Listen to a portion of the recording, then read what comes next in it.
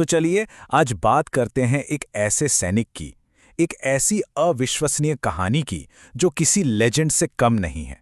कहा जाता है कि ये एक ऐसे योद्धा थे जिनका शौर्य, जिनकी हिम्मत किसी भी कहानी या कल्पना से कहीं ज्यादा थी। तो सीन कुछ ऐसा है, कश्मीर और कहीं दूर एक लकड़ी का बना हुआ ठिकाना। सोचिए माहौल कितना तनाव भरा होगा, दुश्मन के इलाके के बिल्कुल बीचों बीच। और उस ठिकाने के अंदर कश्मीर के दो सबसे खतरनाक, सबसे वांटेड आतंकवादी बैठे हैं और उनके सामने है एक शख्स जिसे वो अपना साथी, अपना सहयोगी समझ रहे हैं। लेकिन अचानक उस शख्स के सीने पर एक AK-47 तान दी जाती है और हवा में सिर्फ एक सवाल गूंजता है, आखिर ये सैनिक मौत के मुंह में इस सिचुएशन में पहुंचा कैसे? तो उस केबिन वाले आदमी की कहानी समझने के लिए हमें बिल्कुल शुरू से शुरू करना होगा। चलते हैं गाजियाबाद, जहां एक आम सा लड़का एक असाधारण सपना देख रहा था। देखिए, मोहित शर्मा के लिए रास्ता बिल्कुल साफ था। परिवार चाहता था कि वो इंजीनियर बने, लेकिन उनके दिल में तो कुछ और ही था। सेना में शामिल होने का एक जुनून सवार था। तो उन्होंने किया क्या? सबके सामने तो वो इंजीनियरिंग कॉलेज गए, परिवार की बात मानी, लेकिन अंदर ही अंदर चुपके से उन्होंने अपनी फौजी बनने की तैयारी जारी रखी। बात यहां तक पहुंच गई कि जब उनका रिजल्ट आया तो पेरेंट्स ने उनसे छुपा लिया, पर वो बेचैन थे।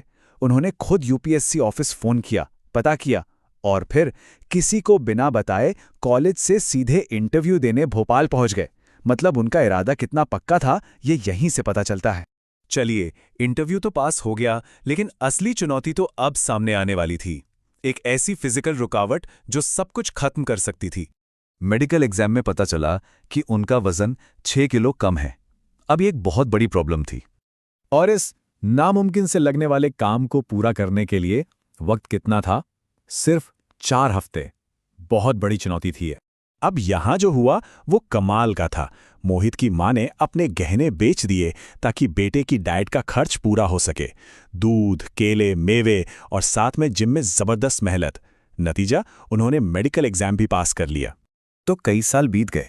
अब वो पैरा स्पेशल फोर्सेस में एक मेजर थे और अब उन्हें एक ऐसे मिशन के लिए चुना गया जहां सिर्फ जिस्मानी ताकत काफी नहीं थी। मिशन बिल्कुल साफ था, लेकिन उतना ही खतरनाक। हिजबुल मुजाहिदीन के नेटवर्क में अंडरकवर जाना था और उनके 2 सबसे बड़े मास्टरमाइंड्स अबू तुरारा और अबू सब्जार को खत्म करना था। इसे मौत के मुंह में जाकर मौत को दावत देने जैसा काम बताया गया। अब इस मिशन के लिए मेजर मोहित शर्मा नहीं रहना था। उन्हें अपनी पूरी पहचान मिटाकर एक नया इंसान बनना था, एक ऐसा किरदार जिस पर कोई शक न कर सके। और ये ट्रांसफॉर्मेशन देखिए, उन्होंने सिर्फ उर्दू और कश्मीरी ही नहीं सीखी, बल्कि लंबी दाढ़ी बाल बढ़ाए एक लोकल कश्मीरी की तरह चलना बोलना सीखा। और तो और, आतंकवादियों का भरोसा जीतने के लिए उन्होंने एक आर्मी पोस्ट पर हमले का एक ऐसा झूठा लेकिन परफेक्ट प्लान बनाया कि उन लोगों को यकीन हो गया कि ये तो अपना ही आदमी है। तो अब हम वापस उसी लकड़ी के कैबिन में पहुंच गए हैं। 2 हफ्ते आतंकवादियों के साथ रहने के बाद अब उनके कवर की सबसे बड़ी, सबसे आखिरी परीक्षा होने वाली थी।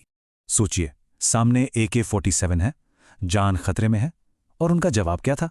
बिल्कुल शांत। उन्होंने कहा, भाईजान, मैंने तो सब बता दिया, फिर भी शक है तो गोली मार दो। ये दिमागी तौर पर कितना मजबूत होना दिखाता है। जैसे ही आतंकवादियों का ध्यान एक पल के लिए भटका, उनका गार्ड थोड़ा नीचे हुआ। तभी एक और आवाज आई, क्लिक। यह उनकी अपनी पिस्तौल के लोड होने की आवाज थी। और बस, इससे पहले कि वो आतंकवादी कुछ समझ पाते या रिएक्ट कर पाते, 2 गोलियां चलीं और दोनों निशाने ढेर। मिशन पूरा हो चुका था। अब ये कहानी सिर्फ इस मिशन की कामयाबी पर खत्म नहीं होती। जिस सोर्स से ये जानकारी ली गई है, वो इस पर भी एक मजबूत नजरिया रखता है कि हम आज ऐसे हीरोज को कैसे याद करते हैं। सोर्स में लेखक का मानना है कि लाखों साल का आरक्षण भी वो बराबरी नहीं ला सकता जो एक इंसान बिना किसी सहारे के खुद उठकर हासिल करता है। मेजर शर्मा जैसे लोग इसका एक उदाहरण है। और इसके आगे सोर्स एक तीखी टिप्पणी करता है। वो कहते हैं कि जहां मोहित शर्मा जैसे असली नायकों का सम्मान होना चाहिए, वहीं देश किसी फर्जी 420 डिग्री धारक की वाहवाही करने में लगा है। तो आखिर में ये एक सवाल छोड़ जाता है, किसी हीरो की विरासत को असल में क्या चीज तय करती है? उनके काम या फिर वो तरीका जिससे उन्हें याद रखा जाता है?